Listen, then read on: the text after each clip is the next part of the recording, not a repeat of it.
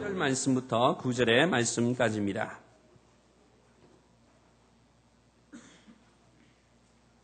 저와 여러분들이 한 절씩 교독합니다.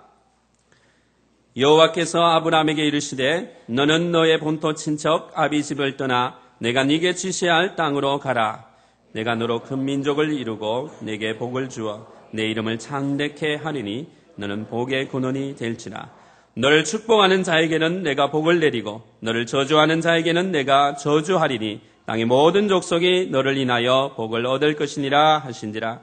이에 아브라함이 여호와의 말씀을 쫓아갔고 롯도 그와 함께 갔으며 아브라함이 하란을 떠날 때에 그 나이 75세였더라. 아브라함이 그 아내 사레와 조카 롯과 하란에서 모은 소유와 얻은 사람들을 이끌고 가나안 땅으로 가려고 떠나서 마침내 가나안 땅에 들어갔더라. 아브라함이 그 땅을 통과하여 세겜 땅 모래 상수리 나무에 이르니 그때에 가나안 사람이 그 땅에 거하였더라. 여호와께서 아브라함에게 나타나 가라사대 내가 이 땅을 네 자손에게 주리라 하신지라. 그가 자기에게 나타나신 여호와를 위하여 그곳에 단을 쌓고 거기서 베델 농편 산으로 옮겨 장막을 치니 서는 베델이요 동은 아이라. 그가 그곳에서 여호와를 위하여 단을 쌓고 여호와의 이름을 부르더니 함께 있습니다. 점점 남방으로 옮겨갔더라. 아멘. 성경을 보면 성경은 온통 길을 떠나는 이야기로 채워져 있음을 볼 수가 있습니다.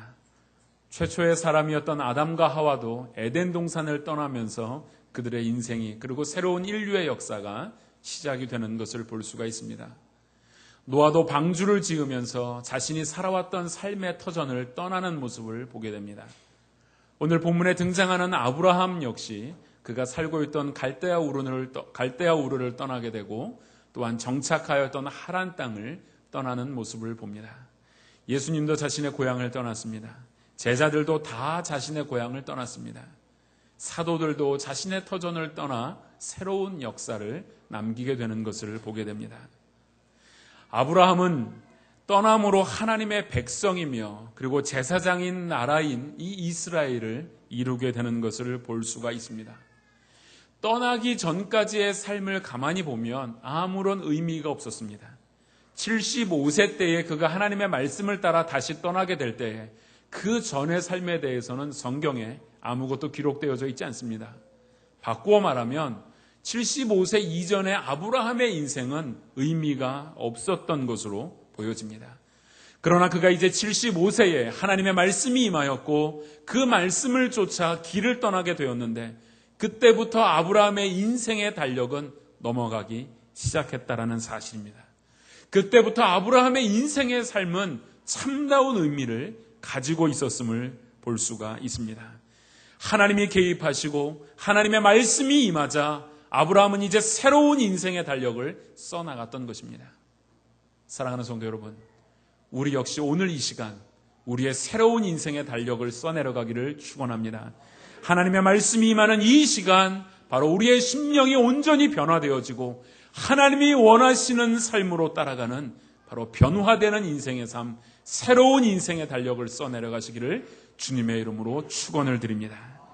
지난주에 우리가 살펴본 것처럼 아브라함의 인생은 첫 출발은 실패였습니다.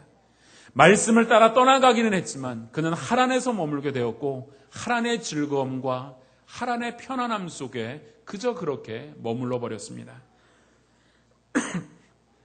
그렇게 하란에서 머문 아브라함의 삶이 보여주는 교훈이 무엇입니까? 실패였습니다. 엉망진창이 되어버렸습니다. 오늘 본문을 보면 하란에서 모은 모든 소유가 있기는 했습니다. 하란에서 부자가 되었습니다. 세상의 것을 얻기는 했지만 그는 그가 가장 사랑하였던 아버지를 잃었습니다. 아버지를 잃고 그는 낭만 가운데 빠져 있고 이제는 다시 하나님의 말씀이 그의 마음속에 새롭게 떠오르기 시작할 때 하나님 영광 가운데 찾아와 주셨습니다. 그리고 그에게 말씀해 주셨습니다. 내가 내게 지시할 땅으로 가라. 너는 복의 근원이 될 것이다. 그래서 그는 그 말씀을 따라 새롭게 떠나가게 됩니다. 아브라함은 고통 속에서 고난 속에서 하나님을 만났습니다. 우리가 낭망한 자리에 이를 수 있습니다. 갈대아 우르를 떠나 믿음으로 살아가고 있지만 낭망할 수 있습니다. 실패할 수도 있습니다. 좌절할 수도 있습니다. 사랑하는 사람을 잃을 수도 있습니다. 그러나 우리에게 소망이 있는 것은 하나님이 영광 가운데 다시 우리의 인생에 개입해 주실 때 우리의 인생의 달력은 새롭게 시작하게 될 줄로 믿습니다. 가만히 보면 이 아브라함이 지금까지 가나안 땅에까지 가는 그 삶의 여정 가운데 아브라함이 주도적으로 어떠한 일을 한 것은 아무것도 없었습니다. 하나님이 모든 일을 하셨어요. 하나님이 말씀해 주셨고요. 하나님이 그를 이끌고 가셨고 하란에서 머물러 있었던 그 아브라함을 다시 이끌고 가셨던 분은 하나님이셨습니다. 아브라함의 변화는 우연이 아닙니다. 순전히 하나님의 작품이었습니다. 하나님이 모든 것들을 주도해 가셨습니다. 우연의 산물이 아니었습니다. 어쩌다 그렇게 된 것이 아니었다라는 사실입니다. 여러분, 우리 인생은 어떻습니까? 내 인생 내가 주도적으로 살아온 것 같지만 내가 내 인생 과연 정말 주도적으로 살아왔습니까? 하나님이 우리의 삶에 개입해 주시지 않았다면 과연 오늘 우리가 이 자리에 앉아 있을 수 있는 그런 인생이었습니까? 하나님은 여러분을 향한 놀라운 계획을 가지고 계신 줄로 믿습니다. 그 계획 때문에 우리가 오늘 이 자리에서 우리의 하나님을 아버지라 부르며 이 자리에서 하나님을 찬양할 수 있는 영광의 소망이 우리 가운데 있는 것이 아닙니까? 그러므로 우리가 이미 경험했던 모든 성공들도 사실은 하나님의 작품이었습니다. 사실 우리가 이미 경험했던 인생의 처절한 실패들까지도 그것은 다 하나님의 작품이었는 줄로 그렇게 믿습니다. 우리 인생은 처음부터 마지막까지 온전한 하나님의 작품이었습니다. 그 하나님의 작품이 이제 새롭게 시작이 되었습니다. 하나님께서 아브라함을 부르셨습니다. 하나님께서 아브라함을 왜 부르셨습니까? 일을 시키려고 불렀습니까? 아닙니다. 하나님께서 아브라함을 부르신 가장 궁극적인 목적은 바로 복의 근원이 되라고 부르셨다는 사실입니다. 하나님께서 저와 여러분을 부르신 가장 궁극적인 목적은 하나님의 일을 향한 헌신과 소명이 우리 가운데 있지만 그러나 그 안에 숨겨진 궁극적인 목적은 바로 세상을 향한 복의 근원인 줄로 믿습니다. 우리는 때로 사람을 부를 때 저는 그래요. 사람을 불러놓고 까먹을 때가 있어요. 집사람을 부릅니다. 여보 불러놓고 왜요? 하면 왜 불렀지 내가? 이럴 때가 있어요. 여러분 그러시지 않나요? 저만 그런가 봅니다. 저만 증상이 좀 심각한 것 같아요. 그런데 우리는 그렇게 불러놓고 까먹을 때가 있지만 하나님은 불러놓고 까먹을 때가 전혀 없습니다.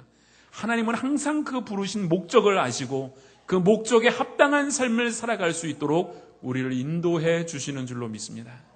1920년대에 김춘수라는 시인이 꽃이라는 시를 썼죠. 그 시를 보면 이렇습니다. 내가 그의 이름을 불러주기 전에는 그는 뭐에 불과했어요? 여러분 소녀 때를 좀 연상시켜 보세요. 이제는 너무 늙어버리셨나요? 그는 다만 하나의 몸짓에 불과했다.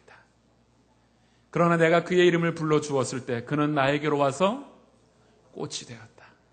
하나님이 여러분을 불러주신 것은 꽃이 되라고 부른 것은 아닙니다.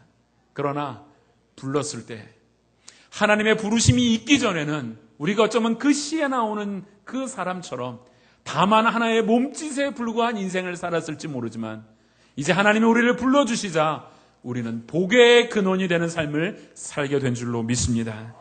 하나님께서 우리에게 복 주시고 창대케 해주시겠다고 약속하셨습니다. 아담과 하와를 보십시오. 하나님께서 그들을 만드시고 그들을 이 세상 가운데 보내주시면서 하시는 말씀, 그들에게 복 주셔서 창대케 하시고 세상을 정복하라 하셨습니다. 그런데 그들의 인생에 죄가 들어왔고 죄악으로 인하여 그 복의 근원이 되는 삶을 그들이 잊어버렸습니다. 살 수가 없게 되었습니다. 하나님은 그것을 회복시키시기를 원하셨습니다. 그래서 아브라함을 부르셨고 이제 아브라함을 통해 하나의 영적 후손들을 만드시며 하나님의 나라를 이루셔서 바로 이 복의 근원이 되는 삶, 창대케 하시는 그 약속을 아브라함을 통해 주시고 있는 줄로 믿습니다. 우리는 흔히 그렇게 생각을 합니다.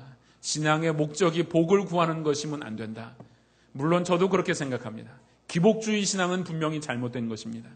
우리가 몇 주 전에 살펴보았지만 미가의 신앙처럼 그렇게 복만을 추구하는 신앙은 분명히 잘못된 신앙입니다. 그러나 우리가 복을 얻는 것 그 자체가 잘못된 것은 분명히 아닙니다.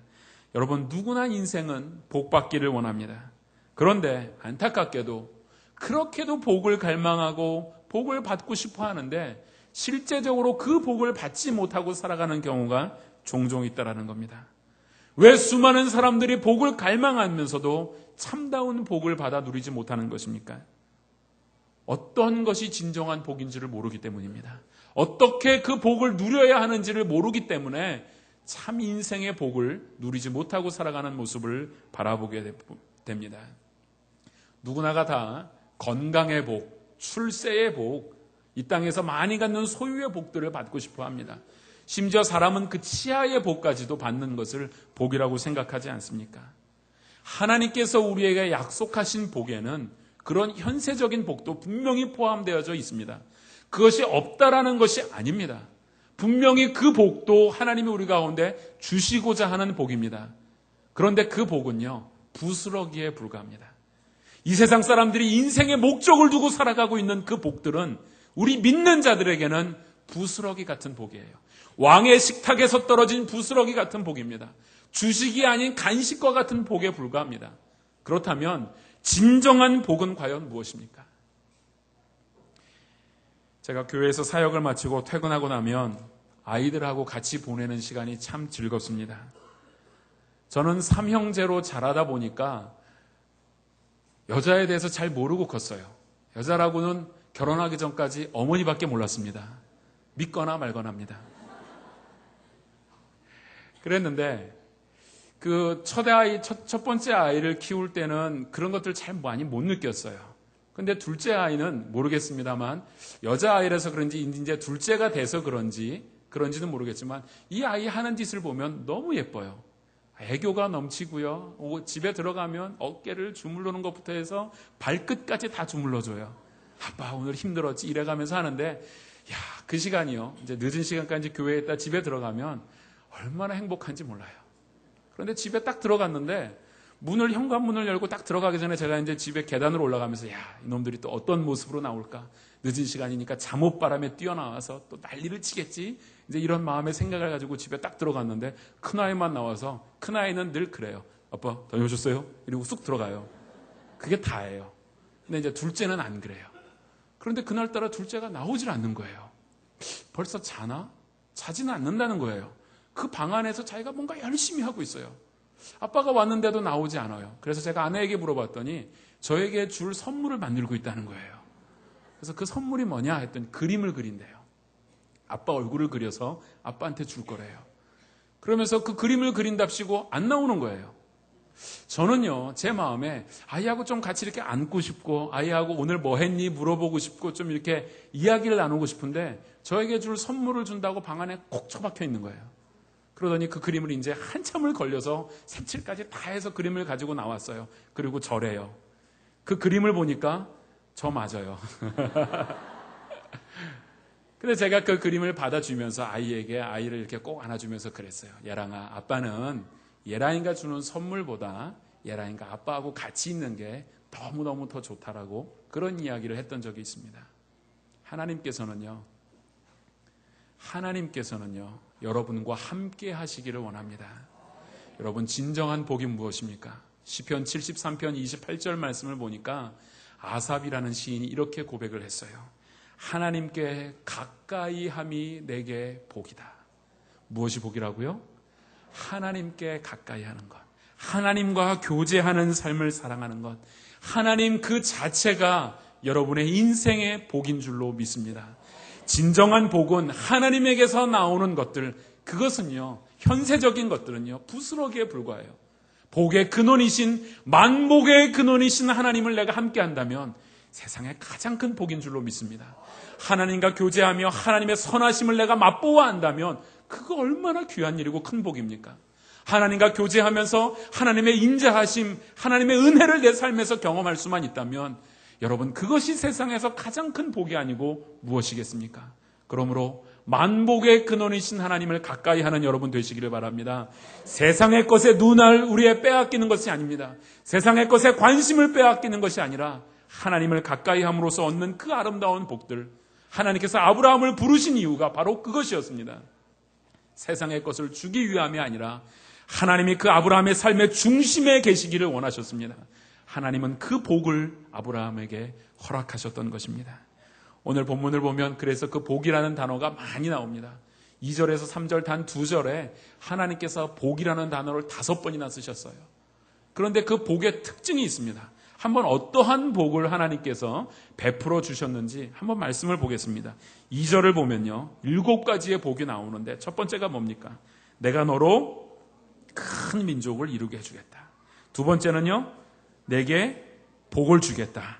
다 나누어져 있어요. 세 번째는 너의 이름을 창대케 해주겠다. 그래서 너가 복의 근원이 될 것이다. 너를 축복하는 자는 내가 축복해 주겠다. 너를 저주하는 자는 내가 저주하겠다.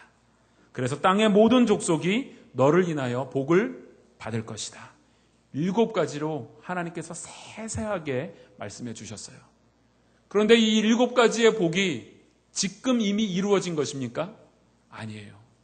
앞으로 그렇게 될 것이다. 약속이었습니다. 하나님의 복이 말씀 가운데 아브라함에게 약속으로 임했다라는 것입니다. 그런데 이 아브라함이 받은 약속은 몇 가지의 특징들을 가지고 있어요. 그 첫 번째 특징이 무엇이냐 하면 일방적으로 하나님이 주시는 축복이었다라는 겁니다. 오늘 본문을 보면 내가 너에게 라는 단어가 많이 등장을 했어요.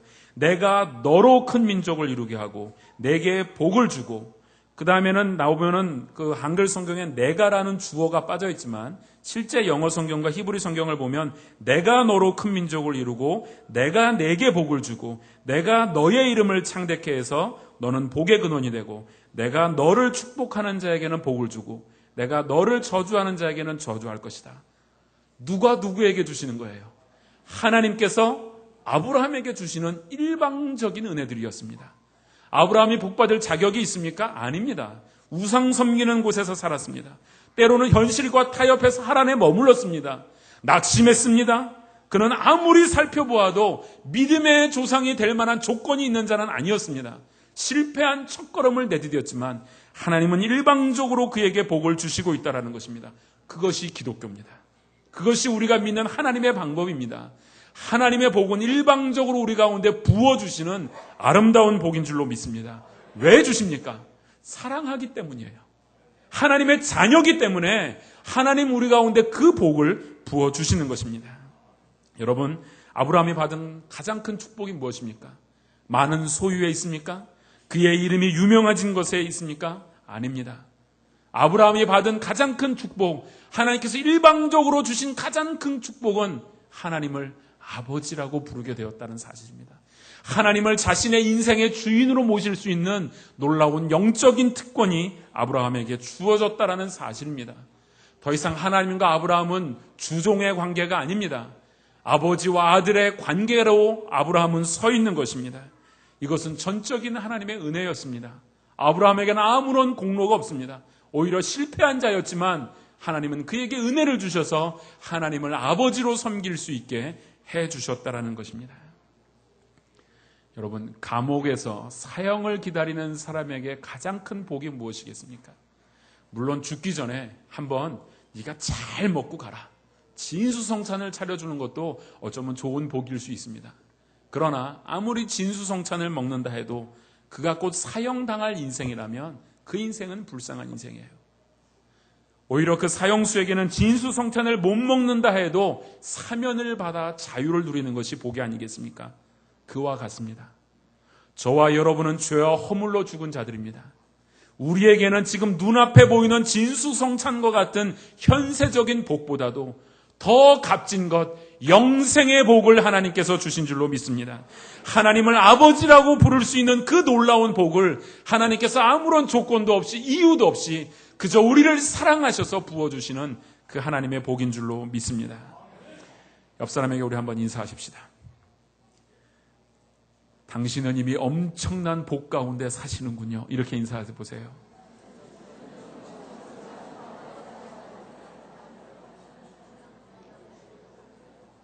예. 여러분, 주보 광고란에 보면 온도 분표도가 있습니다.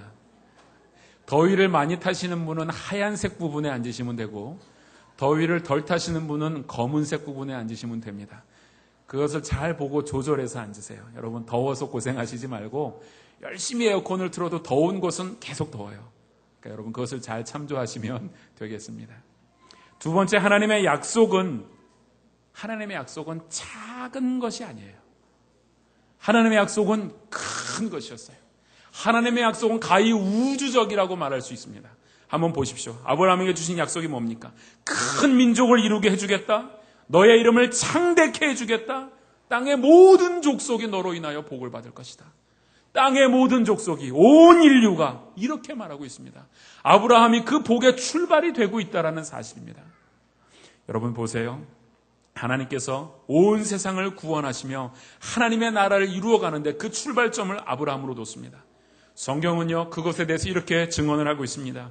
갈라디아서 3장 16절 말씀을 보니까 이 약속들은 아브라함과 그 자손에게 말씀하신 것인데 여럿을 가리켜 그 자손들이라 하지 아니하시고 오직 하나를 가리켜 내 자손이라 하였으니 곧 누구요? 그리스도라. 아브라함에게서 출발된 그 복의 약속은 그리스도를 통해 완성됩니다. 즉 구원의 약속이죠. 온 인류를 구원하시고자 하는 약속. 아브라함 자기가 볼 때는 나같이 미비한 자가 어떻게 인류를 구원할까? 어떻게 인류 가운데 그 일이 이루어질까? 참 의문점이었을 겁니다. 그런데 하나님이 그 일을 하셨어요. 하나님께서 아브라함 한 사람을 통하여 그리스도를 이 땅에 보내시고 온 인류를 구원하시는 영적인 아브라함의 후손들을 만들어 주셨다라는 사실입니다. 그래서 이 복은 아브라함에게서 시작돼서 아브라함에게서 멈추는 것이 아닙니다. 이것은 계속되는 복의 통로가 되는 복을 아브라함이 받았다라는 것입니다. 아브라함과 유대민족이 구약시대의 약속의 통로였고 복의 통로였다면 신약시대를 살고 있는 우리가 바로 복의 통로가 되는 줄로 믿습니다.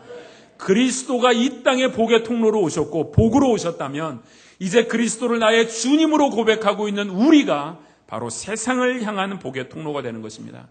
세상의 대기업이 삼성이 LG가 이런 대기업들이 복의 통로가 됩니까? 안 됩니다. 국회가 복의 통로가 됩니까? 될 수 없습니다. 세상에 복을 나타낼 수 있는 자는 오직 교회밖에 없습니다. 하나님은 오직 교회만을 통해서 세상에 복을 주십니다. 왜냐하면 복의 근원인 아브라함의 후손이 바로 우리이기 때문에 그것을 동일하게 복을 세상에 증거하는 자는 우리밖에 없는 것입니다. 아브라함의 후손인 우리는 만복의 근원이신 예수 그리스도를 주님으로 모시고 있기 때문에 그 복을 세상 가운데 증거하는 사람은 저와 여러분밖에 없는 줄로 믿습니다. 저와 여러분이 아니면 세상은 복이 없습니다. 아무리 지들이 돈 많다고 해도 그건 복이 아니에요. 아무리 지들이 권력 있다고 자랑하고 사람들을 누르고 있다 할지라도 그건 복된 삶이 아닙니다. 우리가 없이는 세상은 복이 없어요. 그래서 제가 늘 말하는 거 있죠. 여러분 세상을 향해서 할 말이 있잖아요. 그게 뭡니까? 까불고 있어. 세상은요, 우리의 이 예배가 없고 우리의 중보가 없으면 소돔과 고모라 같은 곳입니다. 멸망당할 수밖에 없는 곳이에요. 그러나 하나님께서 그 심판을 유보하시는 이유는 오늘 우리의 예배가 있고 우리의 중보가 있고 아직도 우리를 세상을 향한 복의 통로로 세워주셨기 때문에 하나님께서 그 심판을 유보하시고 복 주시기를 원하시고 있다는 사실입니다. 그러므로 여러분 자부심을 가지십시오. 세상을 향하여 당당하게 사시기 바랍니다. 우리가 아니면 세상은 망해도 벌써 망했습니다. 우리가 바로 그 복의 통로가 되어서 살아가는 자들인 겁니다. 복의 중개자예요. 복덕방입니다. 복덕방. 우리는 영적 복덕방의 주인들이에요. 제가 그래서 복덕방의 말의 어원이 도대체 어디서 나왔나 인터넷 검색을 해봤어요. 그랬더니 원래 말이 생기복덕이라고 합니다. 복과 덕을 만들어내는 장소, 그것이 복덕방이에요. 옛날에는 마을마다 복덕방이라는 위치가 있었어요. 큰 나무 밑이라든지 마을 사람들이 모여지는 곳이에요. 그래서 어느 가정에서 제사를 지내면 제사 음식을 그곳에 갖고 와서 요즘으로 얘기하면 마을회관 같은 곳이겠죠. 그곳에 모여서 같이 음식을 나누고 서로 여러 가지의 집안의 대소사들을 이야기했다고 합니다. 그러다 보니까 집안의 대소사를 서로 이야기하고 윗마을 아랫마을 사람들이 이야기를 나누다 보면 야 누구네 집이 이사 간다 하더라. 누구네 집이 집이 필요하다고 하던데 이러다 보니까 소개가 되어서 복덕방의 어원이 그렇게 시작되었대요. 아셨어요? 몰랐죠. 그런데 여러분 우리는 뭡니까? 영적 복덕방이에요. 베드로전서 2장 9절을 보면 하나님께서 우리를 택하셨고 부르셨고 거룩한 나라로 삼아주셨어요. 그래서 우리로 하여금 그의 아름다운 무엇을 선전하게 하렵니다? 덕을 선전하게 하려 함이라 라고 말하고 있지 않습니까? 복덕방이 복복자, 덕덕자입니다. 하나님의 아름다운 복, 하나님의 아름다운 덕을 세상 가운데 나타내며 증거하는 삶을 살아가는 여러분은 복덕방 주인들입니다. 앞으로 영적 복덕방 주인의 역할을 좀 단디히 하세요. 좀 잘 하셔야 됩니다. 이렇게 복을 증거하는 삶을 살아야 돼요. 여러분, 심장은요 1분에 약 60에서 80회 정도 박동한다고 합니다. 하루에 10만 번을 뛰어요. 1년이면요 4천만 번을 심장은 박동을 합니다. 그런데 1년 동안 이렇게 박동하면서 심장이 뿜어내는 혈액의 양, 피의 양이 400리터가 된다고 해요. 400리터라면요 엄청난 양의 혈액을 이 심장이 만들어내고 뿜어냅니다. 그런데 그 뿜어내는 이 혈액들이 혈관이 막혀버리면 전달이 안 돼요. 우리의 몸 구석구석까지 혈관이 뚫려 있어야지 건강하게 살아가는 거 아닙니까? 그와 같습니다. 하나님은 쉬지 않고 움직이시는 그러한 심장과 같은 하나님이십니다. 그 하나님께서는 혈관인 우리, 영적인 혈관인 우리들을 통하여 세상 가운데 그 복을 전달하기를 원하시고 있다는 사실입니다. 여러분, 건강한 혈관이 되어야 됩니다. 세상을 향하여 복을 증거하는 혈관이 되어야 돼요. 갈릴리 바다와 사해 바다의 차이점이 무엇입니까? 사해 바다는 죽은 바다고 갈릴리 바다는 살아있는 바다예요. 많은 물고기가 그 안에 삽니다. 그 원인은 사해 바다는 들어오는 물길은 있지만 나가는 물길이 없다라는 거예요. 들어오는 것들은 있지만 나누어 주는 것이 없는 그 바다는 죽은 바다가 되지만 갈릴리 바다는 들어오는 물만큼 나가는 물길들이 있어요. 사방팔방으로 물길이 열려있기 때문에 그 안에는 많은 플랭크톤이 살고 많은 고기들이 사는 겁니다. 그것이 살아있는 증거입니다. 여러분, 영적인 아름다운 정말 좀 뻥 뚫린 혈관들이 되시고 갈릴리 바다와 같은 그런 축복의 통로가 되는 삶을 살아가시기를 바랍니다. 하나님이 주신 마지막으로 이 축복은요 철저하게 개인적이었다는 겁니다. 하나님께서 아브라함을 개인적으로 불러 약속하셨습니다. 창세기 11장에 보면 셈의 후손들이 이름이 많이 나와요. 그러다가 갑자기 아브라함 한 사람을 성경은 등장시킵니다. 그리고 아브라함만을 부르셨어요. 셈 족속을 다 부르신 것이 아니고 아브라함 한 사람을 불러주셔서 복 주시고 있다는 사실입니다. 하나님과 아브라함의 1대1 관계에서 이 복이 증거되고 있다는 사실입니다. 우리가 성경을 읽을 때 혹은 말씀을 대할 때에 우리가 쉽게 빠지는 유혹들이 위험이 있습니다. 야, 오늘 이 말씀 내 남편이 들어야 정신을 좀 차릴 텐데. 야, 오늘 이 말씀은 김집사 그 인간이 꼭 들어야 된다. 이렇게 되면 은혜가 없어지는 거예요. 나에게 하시는 말씀 아닙니까? 하나님께서 아브라함 한 사람을 철저하게 부르시고 말씀하셨던 것처럼 오늘 이 예배의 시간에 하시는 말씀은 바로 여러분 한 사람 한 사람에게 주시는 그 말씀입니다. 설교의 황태자, 설교의 아버지라고 말했던 찰스 스펄전 목사님은 늘 설교 원고를 작성할 때마다 그것을 위해 기도하고 준비했대요. 뭐냐 하면 본문을 정해놓고 설교를 준비할 때 이 말씀이 먼저 내 마음에 은혜가 되고 깨달음이 없으면 원고를 쓰지 않았다고 합니다. 먼저 내가 은혜를 받아야 은혜를 나눠줄 수 있는 것 아닙니까?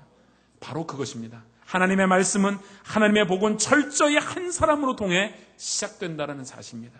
인류 구원이라니 거대한 섭리를 이루시기 위하여 인류 전체를 부르신 것이 아닙니다. 아브라함 한 사람을 부르셨습니다.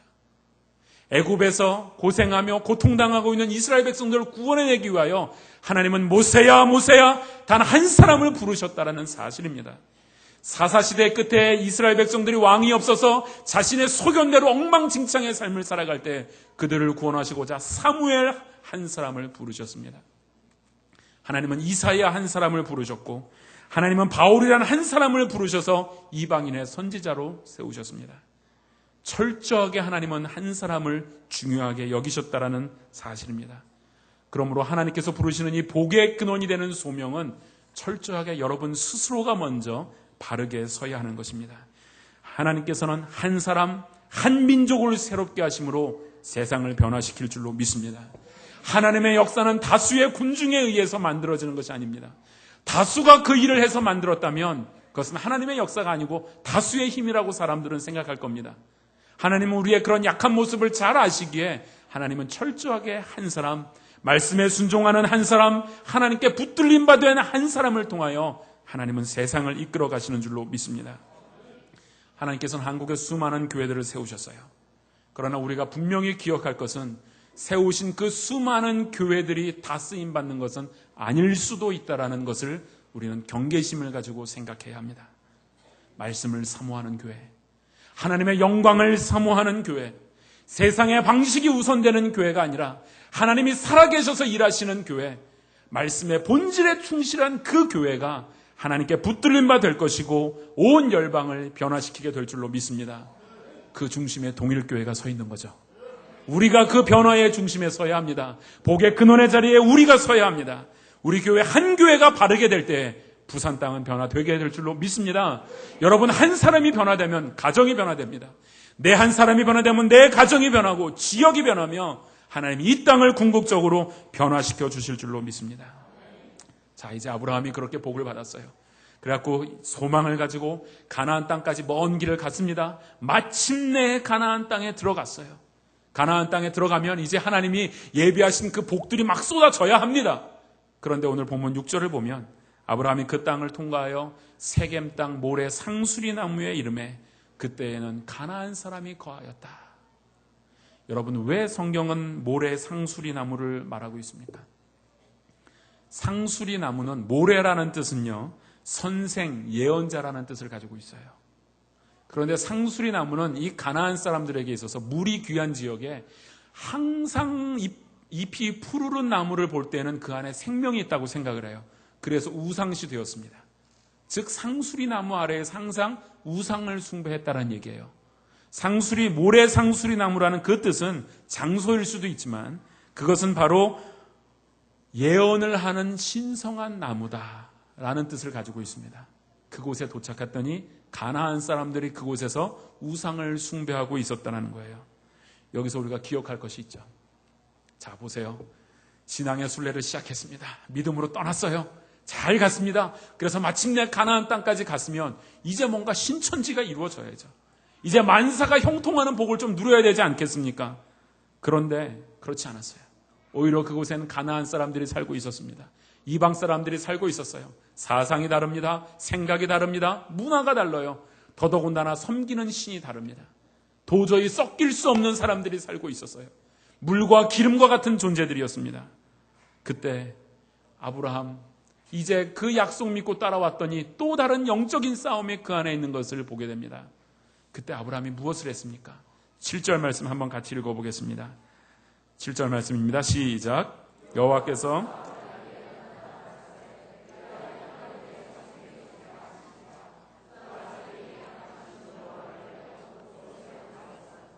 아멘. 그곳에서 뭘 하셨어요? 단을 쌓았다는 얘기는 뭡니까? 제사를 지냈다는 얘기예요. 지금의 말로 바꾸면요, 예배 드렸어요. 여러분 보십시오. 아브라함이요, 약속을 붙들고 갔더니 그곳에 복이 있는 줄 알았는데 더 어려움이 있고 영적인 싸움을 해야 돼요. 복의 근원이 되는 삶을 지금 살아야 되는데 어려움에 부딪혔습니다. 이때 해야 될 것은 무엇입니까? 예배입니다. 복의 근원이 되는 삶의 중심에는 예배가 있다라는 사실입니다. 예배가 살아야 성도가 살고 성도가 살아야 세상이 복을 받습니다. 그래서 예배는 성도의 삶의 가장 중심이 되는 것입니다. 예배의 성공이 복의 근원이 되는 방법인 줄로 믿습니다. 여러분 아멘입니까? 여러분 우리의 예배가 좀 살아야 합니다. 여러분 있잖아요. 예배가 우선인 사람은요, 공부를 해도 신령한 공부가 돼요. 예배가 우선인 사람은요, 직장 생활도 그냥 돈 벌기 위해 하는 게 아니고 신령한 직장 생활이 됩니다. 그러나 먹고 사는 것을 목적으로 두고 있으면 예배를 드려도 그건 세속적인 예배가 될 수밖에 없어요. 진정으로 예배가 중심이 될 때에 신자는 예배의 성공이 인생의 성공이라는 것을 믿는 사람입니다. 여러분 아브라함은 오랜 시간을 걸쳐서 하나님께서 그를 이끌어 가셨고 변화시켜 가시면서 결국은 예배하는 자로 하나님은 그를 세우셨고 예배하는 자가 된 아브라함, 복의 근원이 되는 삶을 살아갈 수가 있었습니다. 이제 아브라함은 그래서 인생의 달력을 새롭게 열었습니다. 우리 또한 이제 인생의 달력을 새롭게 펼쳐야 합니다. 여러분 지금까지 믿음으로 사셨다면 잘하셨습니다. 그것은 정말 하나님의 큰 은혜였습니다. 그러나 더 중요한 것, 그것은 오늘 내 마음속에 말씀이 심겨져서 이제 새롭게 출발해야 합니다. 여러분의 인생의 달력을 새롭게 한번 펼쳐보시길 바랍니다. 복의 근원이라는 그 인생을 한번 멋지게 살아보시기 바랍니다. 축복의 통로가 되는 삶을 여러분 사시기를 바랍니다. 만복의 근원이신 하나님이 함께 하심으로 이전에는 경험하지 못했던 복의 근원이 되는 삶을 살아시기를 주님의 이름으로 축원을 드립니다. 세상의 풍파가 우리를 누를 때가 있습니다. 세상의 근심과 걱정이 우리를 누를 때가 있습니다. 마치 아브라함이 이제 약속의 땅 가나안에 갔지만 그곳에 또 다른 위험과 어려움이 있었던 것처럼 우리 가운데도 그런 인생을 살 수밖에 없는 것이 세상 가운데 신자가 살아가는 삶입니다. 그러나 여러분, 우리 가운데 예배가 살면 다시 온전히 복의 근원이 되는 그 삶을 살게 될 줄로 믿습니다. 여러분, 복의 근원이 좀 되십시오. 이 시간 우리가 기도할 때 하나님, 내가 세상을 향한 축복의 통로가 되기를 원합니다. 하나님, 내가 복의 근원이 되는 삶을 살기를 원합니다. 나 한 사람으로부터 시작된 그 복을 인하여 내 가정 복되게 하옵소서. 나 한 사람으로부터 시작된 그 복을 인하여 우리 교회가 복되게 하시고 이 부산 땅이 변화되게 하시며 하나님께서 이루시고자 하는 그 구원의 역사들을 세상 가운데 나와 우리 교회를 통하여 보여주시옵소서. 우리가 한번 말씀을 생각하며 같이 결단하며 기도하시겠습니다. 아버지 하나님, 우리가 함께 이 시간 기도하며 나가기를 원합니다. 하나님, 참으로 온전한 자로 살아갈 수 있도록 도와주시기를 원합니다. 하나님을 붙들고 인생의 길을 가기를 원합니다. 우리가 가는 그 길에는 또 다른 어려움들이 있습니다. 영적 전쟁이 있습니다. 세상의 풍파가 있습니다. 세상의 근심과 걱정이 우리를 누를 수 있습니다. 하나님은 그러나 바로 그때 우리가 하나님의 복을 기억하며 다시 한번 말씀 앞에서 예배 가운데 세움을 받게 될 때에 우리가 복의 근원으로 세워질 줄로 믿습니다. 하나님, 우리가 우리의 가정의 복의 근원이 되게 하시고 교회가 복의 근원이 되게 하셔서 우리의 가정과 교회와 이 사회가 하나님이 보여주시는 그 구원의 소망 가운데 살아가는 역사가 있게 하여 주시옵소서. 우리를 복의 근원으로 세워 주시옵소서. 사랑의 하나님, 오늘 우리를 복의 근원으로 세워주시니 감사드립니다. 하나님의 은혜 속에 세움받아 이렇게 세상을 향한 복의 통로로 우리들을 세워주시고 동일교회를 세워주시니 감사합니다. 우리가 복의 근원이 되어 세상을 변화시켜 나가는 중심에 서게 하여 주옵소서. 우리가 복의 근원으로 살 때 영적 전쟁이 있고 세상의 풍파도 있고 근심과 걱정이 우리를 누를 수도 있지만 그러나 우리의 예배가 회복되고 예배 가운데 하나님이 주시는 말씀 붙들 때에 복의 근원이 되는 삶을 살게 될 줄로 믿습니다. 동일교회 예배를 축복하여 주셔서 참으로 하나님의 말씀이 임재하는 예배가 되게 하시고 이 예배 시간을 통하여 복의 근원이 되는 삶을 살아가는 힘과 소망을 받는 귀한 성도들 되도록 축복하여 주옵소서.